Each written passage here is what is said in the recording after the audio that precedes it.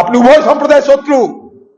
আপনি না হিন্দু না মুসলমানের, আপনি আপনার ধান্দা ছাড়া, আপনার ভোট ছাড়া কিছু বোঝেন না। হিন্দু মর হয়ে গেছে, মুসলমান মর হয়ে গেছে।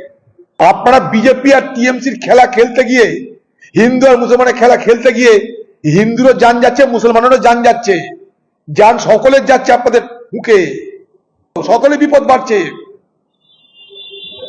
একটা পরিবার দুজন যেমন খুন হয়েছে, সেখানে একজন মুসলমান খুন হয়েছে, গুলিতে মারা গেছে, সে গুলি কে চালিয়ে তার তদন্ত হচ্ছে। সে গরিব মুসলমান, তার বাড়িতে প্রশাসন কখনো যায়নি, হঠাৎ সে গুলি খেলে কেন? সে ওখানটাই ঈদের দিন এসেছিল, তার আত্মীয় বাড়ি থেকে ফিরছিল নিজের বাড়ি। তাদের বাড়িতে গেলে আপনার অবাক হয়ে যাবেন, একটা ফুটফুটে 19 বছরের মেয়ে। আমি গেছি তাদের বাড়িতে, আমাদের অল্প স্বল্প ক্ষমতা, চেষ্টা করেছি ক্ষমতা আমরা তাদেরকে সাহায্য করার।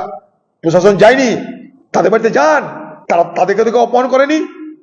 মনে করুন হিন্দুদেরকে অপমান করে নিয়ে গেছে কেউ, মুসলমানকে তো অপমান করেনি, তাকে কেউ অপহরণ করেনি, তাদের বাড়িতে যান কমসে কম, আপনি দেখান আপনার উদারতা, মানুষের প্রতি ভালোবাসা দেখান।